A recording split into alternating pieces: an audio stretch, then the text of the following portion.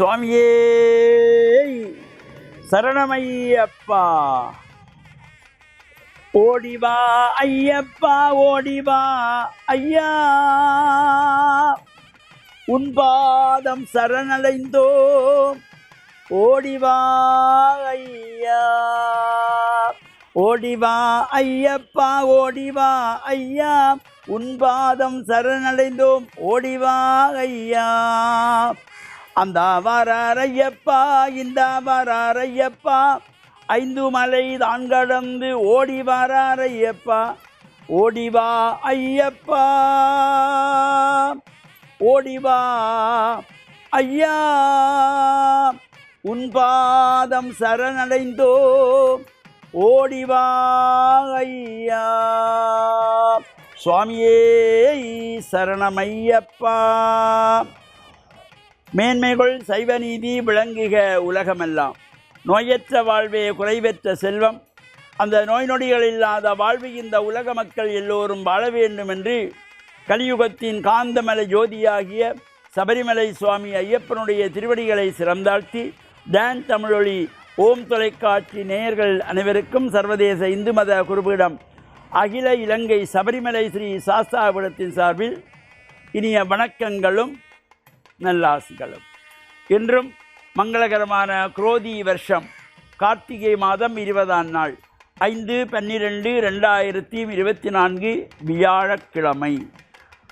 இன்று மலர்ந்திருக்கின்ற இன்றைய பொழுதும் நம் எல்லோருடைய வாழ்விலும் எல்லா விதமான சிறப்புகளும் வெற்றிகளும் கிடைக்க வேண்டும் என்று பிரார்த்தித்து, இன்று குரு வாரம் என்று போற்றுகின்ற வியாழக்கிழமை நாம் ஆசார சீரராக ஆலய வழிபாடுகள் செய்து, நவக்கிரகங்களுக்குள்ளே குபேர திசை என்கின்ற வடதிசையை நோக்கி அமர்ந்திருக்கின்ற வியாழ பகவானுக்கு மஞ்சள் பட்டி சாத்தி மஞ்சள் மலர்களாலே அர்ச்சனை வழிபாடுகள் செய்கின்ற பொழுதிலும், கொண்டல் கடலை நிவேதனமாக வைக்கின்ற பொழுதிலும் எல்லா விதமான சிறப்புகளும் கிடைக்கக்கூடியதாக அமையக்கூடியது. இன்றைய தினம் புத்தளம் மாவட்டம் முந்தல் கருங்காலிச்சோலை என்கின்ற பழம்பெரும் கிராமத்திலே கோவில் கொண்டு எழுந்தருளியுள்ள ஸ்ரீ கல்யாண முருகன் தேவஸ்தானம். இந்த கருங்காலிச்சோலை வள்ளி தேவசேனா சமேத சுப்பிரமணிய தேவஸ்தானம்.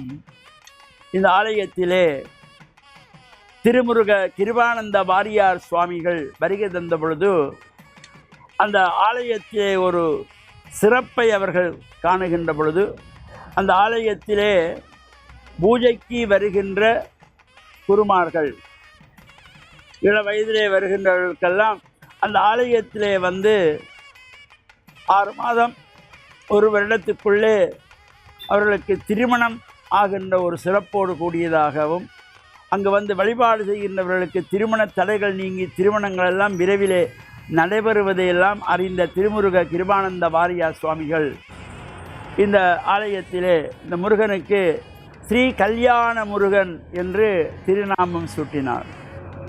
அதன் பின்பு இது கருங்காலிச்சோலை கல்யாண முருகன் தேவஸ்தானமாக போற்றப்பட்டு வருகிறது.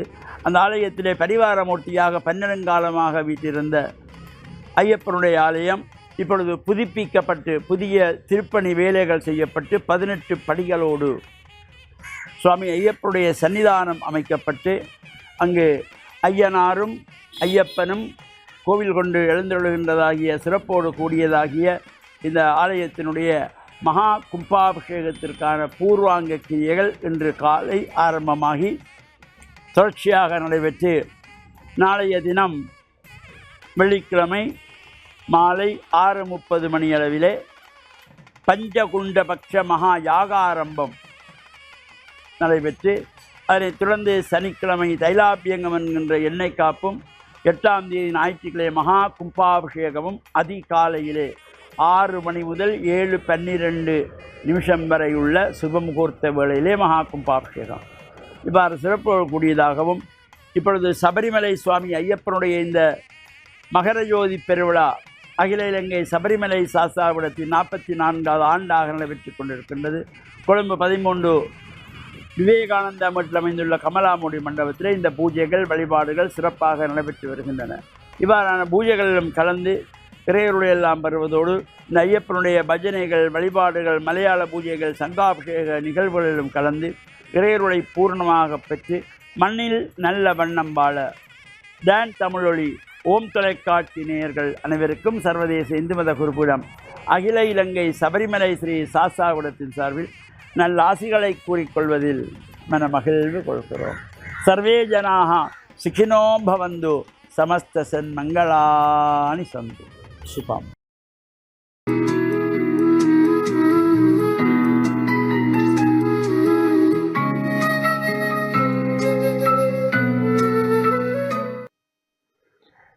இறையேசுவில் என் அன்பு நெஞ்சங்களே, கிறிஸ்தவ நற்சிந்தனை வேளையில் உங்களை சந்திப்பதிலே எனக்கு மிக்க மகிழ்ச்சி. ஆண்டவர் இயேசுவின் அன்பும் அருளும் உங்கள் அனைவரோடும் இருப்பதாக. நாம் பல தடவைகளில் நன்றாக செபிக்க கற்றுக்கொள்கின்றோம். இயேசு கூறுகின்றார், என்னை நோக்கி அல்லது கடவுளை நோக்கி ஆண்டவரே ஆண்டவரே என்று சொல்லுகின்றவர்கள் எல்லோரும் விண்ணரசில் சேரமாட்டார்கள். இறை வார்த்தையின்படி வாழ்கின்றவர்கள் தான் விண்ணரசுக்கு உரிமை உடையவர்கள் என்று சொல்லுகின்றார். எங்களுடைய சொல்லும் எங்களுடைய நடத்தையும் இணைந்து செயலாற்ற வேண்டும். நாங்கள் ஆண்டவரை பார்த்து ஆண்டவரே ஆண்டவரே என்று மன்றாடுவது நல்லது. நாங்கள் சொல் வீரர்களாக மட்டுமல்ல, செயல் வீரர்களாகவும் இருக்க வேண்டும் என்று இயேசு எங்களை பார்த்து சவால் விடுகின்றார். நாங்கள் எப்படியும் வாழலாம் என்று சொல்லிக்கொண்டு இறைவன் எங்களை பாதுகாப்பார், இறைவன் எங்களுக்கு விடுதலை தருவார், இறைவன் எங்களை கண்காணிப்பார், இறைவன் எங்களை வழிநடத்துவார் என்று எங்களுடைய சொல் அளவில் மட்டும் நாங்கள் இறை நம்பிக்கையாளர்களாக இருக்க முடியாது. இறைவனுடைய வார்த்தை என்பது எங்களுடைய வாழ்வுக்கு அது ஒரு வழிகாட்டியாக, விளக்காக இருக்கின்றது. இருளிலே நாங்கள் நடக்க முடியாது. ஆனால் இருளில் இருக்கின்ற பொழுது, ஒளியேற்றப்படுகின்ற பொழுது, அந்த ஒளியில் நாங்கள் எங்களுடைய பாதையை, சரியான பாதையை தேர்ந்தெடுப்பதற்கும் அதன் வழி எங்களுடைய பயணத்தை தொடர்வதற்கும் முடிகின்றது. இந்த இறை வார்த்தை என்பது வாழ்வுக்கு ஒளியாக, விளக்காக இருக்கின்றது. இறைவனுடைய வார்த்தையை எங்கு நாங்கள் கேட்கலாம் என்று சொன்னால், பல விடயங்களிலே நாங்கள் இறைவன் எங்களோடு பேசுவார். அவருடைய வார்த்தைக்கு, அவருடைய குரலுக்கு செவி மடுப்பதற்கு எங்களுடைய மனங்கள் சஞ்சலத்திற்கு உள்ளானது. எங்களுடைய மனங்கள் அந்த வார்த்தையை கேட்காத அளவிற்கு சத்தம் நிறைந்ததாக இருக்கின்றது, சந்தேகங்கள் கொண்டதாக இருக்கின்றது, குழப்பங்கள் கொண்டதாக இருக்கின்றது. அதனால் எங்களுடைய உள்ளத்தை நாங்கள் இறைவனுடைய வார்த்தைக்கு செவிமடுப்பதற்கு நாங்கள் திறக்கின்ற பொழுது, அமைதியான ஒரு சூழலிலே எங்களுடைய இறைவன் எங்களோடு பேசும் என்று சொல்லுகின்ற அளவிற்கு எங்களுடைய உள்ளத்தை, எங்களுடைய மனதை நாங்கள் திறக்க வேண்டும். இந்த மனதை எப்படி திறக்க முடியும் என்று சொன்னால், நாங்கள் பல்வேறு பரபரப்புகளிலே நாங்கள் ஈடுபட்டு கொண்டிருந்தவர்களா, பல்வேறு கவலைகளிலே நாங்கள் பரபரப்பாக இருக்கின்ற பொழுது, இறைவனுடைய வார்த்தை எங்களுடைய மனங்களிலே அவை விதைக்கப்பட முடியாது. மார்த்தாள், மரியாள் என்கின்ற 2 சகோதரிகள் இயேசுவை வரவேற்று விருந்தோம்பல் செய்தார்கள், வரவேற்றார்கள் அவளுடைய இல்லத்திற்கு. மார்த்தாள் அவள் நல்ல எண்ணத்தோடு, பரபரப்போடு அவருக்கு நல்ல உணவு கொடுக்க வேண்டும் என்று அவள் பரபரப்பாக இருந்தாள் என்று நற்செய்தி சொல்லுகின்றது. ஆனால் இயேசு அவளை தூற்றவில்லை, தண்டிக்கவில்லை. மாறாக அவளிலும் பார்க்க மரியாள் நல்ல பங்கை தேர்ந்தெடுத்தாள் என்று சொல்லுகின்ற பொழுது, மரியாள் அங்கு அவளுடைய மனம் அமைந்த மனதாக, இயேசுவினுடைய வார்த்தைக்கு செவிமடுக்கின்ற மனநிலையோடு, திறந்த மனநிலையோடு இருந்தது. ஆனால் எங்களுடைய வாழ்க்கையிலே நாங்கள் ஓட்டமும் நடையுமாக, எப்பொழுதுமே ஏதோ ஒன்றை செய்து கொண்டு, எப்பொழுதும் எதையோ ஒன்று பேசிக்கொண்டு, நாங்கள் எப்பொழுதும் பல்வேறு விடயங்களிலே ஈடுபட்டு கொண்டு இருக்கின்றோம். ஆண்டவரை என்னோடு பேசும் என்று சொல்லி எங்களுடைய காதுகளை நாங்கள் திறப்போம், எங்களுடைய உள்ளத்தை திறப்போம், இறை வார்த்தையை எடுத்து படிப்போம். இறை வார்த்தையை படித்தவர்கள் பலர் ஆண்டவருடைய அருளை பெற்றுக்கொண்டார்கள். தங்களுடைய வாழ்வுக்கு அவர்கள் எந்த தீர்மானத்தை எடுக்க வேண்டும் என்ற அந்த ஞானத்தை பெற்றுக்கொண்டார்கள். இறைவனுடைய வார்த்தையினாலே அவர்கள் ஆறுதல் பெற்றார்கள். இந்த இறைவனுடைய வார்த்தையை படிப்பதனாலே, தியானிப்பதனாலே அவர்களுடைய மனங்கள் அமைதியையும் நிம்மதியையும் பெற்றுக்கொண்டது. அதனால இந்த இறை வார்த்தைக்கு நாங்கள் செவி மடுப்பதற்கு இறை வார்த்தை எடுத்து அமைந்த மனதோடும் திறந்த மனதோடும் ஆண்டவரை பேசும் அடியவன் கேட்கின்றேன் என்ற அந்த மனநிலையோடு நாங்கள் ஆண்டவருடைய இந்த திருவிவிலியத்தை இறை வார்த்தையை படிப்போம். அதன் வழியாக இறைவன் எங்களோடு பேசட்டும், எங்களை வழிநடத்தட்டும், எங்களை விடுதலையின் பாதையிலே, முன்னேற்றத்தின் பாதையிலே அவர் கொண்டு செல்லட்டும். இந்த வரத்திற்காக நாம் இந்த நாளிலே உங்கள் அனைவருக்காகவும் வேண்டி நிற்கின்றேன். ஆமென்.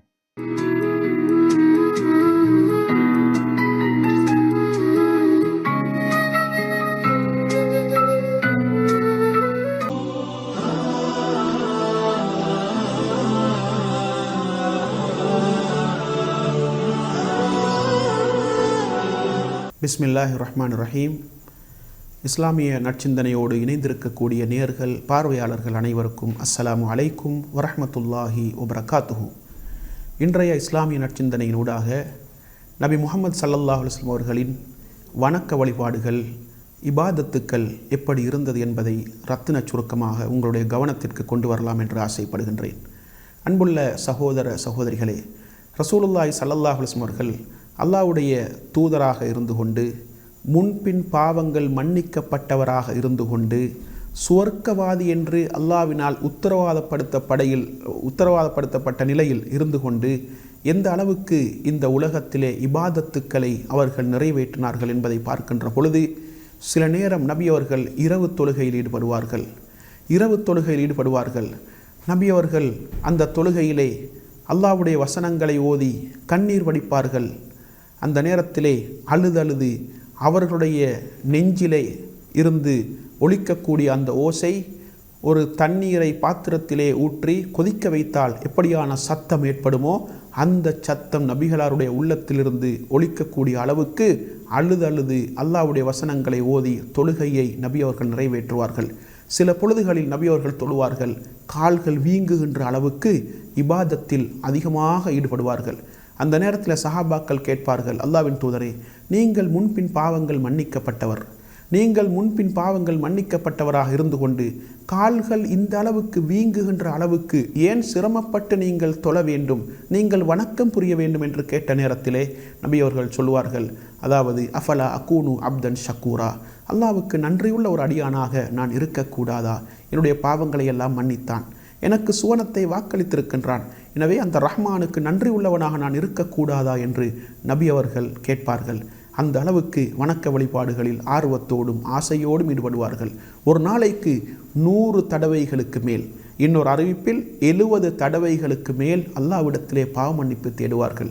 முன்பின் பாவங்கள் மன்னிக்கப்பட்டவர் இருந்தாலும் பாவ மன்னிப்பு தேடுவது என்பது ஒரு வணக்கம், ஒரு இபாதத். எனவே அந்த இபாதத்தை ஒரு நாளைக்கு 100 தடவைகளுக்கு மேல் நிறைவேற்றுவார்கள் என்றால் அந்த அளவுக்கு இபாதத்துக்களை நிறைவேற்றுகின்ற விடயத்தில் நபி அவர்கள் ஆர்வத்தோடு ஈடுபட்டார்கள். இரவு நேரங்களில் இரவு தொழுகையில் ஈடுபடுவார்கள், தர்மங்களை செய்வார்கள். தனக்கு இல்லை என்றாலும் இருப்பதை கொடுத்து தர்மம் செய்து வணக்கத்தை நிறைவேற்றுகின்ற பக்குவம் நபிகளாரிடத்திலே இருந்திருக்கின்றது. அதே போன்று நபிகளாருடைய மனைமார்களை கூட அப்படியான பாதையிலே, அப்படியான ஒரு அடிப்படையிலே வளர்த்தெடுத்தார்கள், பயிற்சிகளை கொடுத்தார்கள் என்பதை நாங்கள் புரிந்து கொள்ளலாம். எனவே ரசூலுல்லாஹி ஸல்லல்லாஹு அலைஹி வஸல்லம் அவர்கள் இபாதத்துக்களை நிறைவேற்றுகின்ற விடயத்தில், வணக்க வழிபாடுகளை நிறைவேற்றுகின்ற விடயத்தில் அதிகமான ஆர்வத்தோடு இந்த உலகத்திலே செயல்பட்டார்கள். மனைமார்களுக்கு தெரியாமல் கூட சில வணக்கங்களை செய்வார்கள். இஹ்லாஸோடு, அல்லாஹ்வுக்கு தெரிந்தால் மாத்திரம் போதும், அல்லாஹ்வை திருப்திப்படுத்துவதற்காக மாத்திரம் இரகசியமாக வணக்க வழிபாடுகளை நிறைவேற்றக்கூடியவர்களாக நபி அவர்கள் இருந்தார்கள். எங்களுக்கு தெரியும், நபிகளார் ஸல்லல்லாஹு அலைஹி வஸல்லம் அவர்கள் 2-3 நாட்கள் இரவு தொழுகையை கூட்டாக நிறைவேற்றினார்கள். சஹாபாக்களை பின்னால் வைத்து நபி அவர்கள் அந்த தொழுகையை நடாத்தினார்கள். அதற்கு பிறகு நபி அவர்கள் வரவில்லை. சஹாபாக்கள் எதிர்பார்த்து கொண்டிருந்தார்கள், நபி அவர்கள் கடைசி வரைக்கும் வரவில்லை. ஃபஜ்ருடைய நேரத்திலே, சுபஹ் அதிகாலை தொழுகை நேரத்திலே நபிகளாரிடத்திலே சஹாபாக்கள் கேட்கின்றார்கள், அல்லாஹ்வின் தூதரே, உங்களை எதிர்பார்த்து கொண்டிருந்தோம், நீங்கள் வரவில்லையே என்று கேட்ட நேரத்திலே நபி அவர்கள் சொன்னார்கள், எனக்கு தெரியும் நீங்கள் எதிர்பார்த்து கொண்டிருந்தீர்கள், இருந்தாலும் நான் வந்திருந்தால் உங்களுக்கு அது கடமையாக்கப்பட்டுவிடும், உங்களுக்கு கடமையாக்கப்பட்டிருந்தால் உங்களால் அதை செய்ய முடியாமல் போய்விடும், அதனால்தான் நான் வரவில்லை, உங்களுக்கு தொழுகை நடாத்த வரவில்லை என்று நபி அவர்கள் சொன்னார்கள். எனவே இரவு தொழுகையை கூட நபி அவர்கள் தனக்கு கடமையாக்கப்பட்ட அந்த தொழுகையாக கருதி அவர்கள் அதை நிறைவேற்றினார்கள். அதே போன்று வணக்க வழிபாடுகளை மிக கூடுதலாக நபி அவர்கள் நிறைவேற்றினார்கள். இபாதத்துக்களில் ஆர்வத்தோடு நபி அவர்கள் செயல்பட்டார்கள். இந்த உலகத்திலே எவரும் நிறைவேற்றாத அளவுக்கு அதிகமான வணக்க வழிபாடுகளை நபிகளார் நிறைவேற்றினார்கள். எனவே அல்லாஹ்வுடைய தூதை சொல்லுவதற்கு வந்தவர், அல்லாஹ்வுடைய தூதராக வந்துதித்தவர், அல்லாஹ்வுடைய மார்க்கத்தை பிரச்சாரம் செய்ய வந்தவர், மக்களுக்கு முன்மாதிரியாக வாழ்ந்து காட்ட வேண்டும் என்பதற்காக வேண்டி எவரும் நிறைவேற்றாத அளவுக்கு இபாதத்துக்களை வணக்க வழிபாடுகளை இந்த மண்ணிலே நிறைவேற்றினார்கள். கால்கள் வீங்குகின்ற அளவுக்கு நின்று வணங்கினார்கள், அல்லாஹ்விடத்திலே பாவ மன்னிப்பு தேடினார்கள், சுன்னத்தான வணக்கங்களை நிறைவேற்றினார்கள், கடமையான வணக்கங்களை கூட உரிய நேரத்தில் ஆர்வத்தோடு நிறைவேற்றினார்கள். எனவே இபாதத்துக்களை அதிகமாக ஆசையோடும் ஆர்வத்தோடும் அல்லாஹ்வின் தூதர் ஸல்லல்லாஹு அலைஹி வஸல்லம் அவர்கள் நிறைவேற்றி இருக்கின்றார்கள் என்பதை மிக தெளிவாக வரலாற்றின் மூலம் நாங்கள் புரிந்து கொள்ள முடியும். எனவே அல்லாஹ்வுக்கு கட்டுப்பட்டு வாழக்கூடிய நாங்கள் அல்லாஹ்வுடைய திருப்தியை மாத்திரம் இலக்காக கொண்டு மறுமையில் சுவன இலக்கை அடைய வேண்டும் என்ற ஆர்வத்தோடு வாழக்கூடிய நாங்கள் ஆர்வத்தோடும் ஆசையோடும் உள்ளச்சத்தோடும் அல்லாஹ்வை திருப்திப்படுத்துவதற்காக மாத்திரம் இபாதத்துக்களை வணக்க வழிபாடுகளை நிறைவேற்றி அதன் மூலம் அல்லாஹ்வுடைய சுவனத்தை அடைவதற்கு வல்லவன் ரஹ்மான் எனக்கும் உங்கள் அனைவருக்கும் துணை புரிவானாக. வாஹிர் தஅவானா அனில் ஹம்துலில்லாஹி ரப்பில் ஆலமீன்.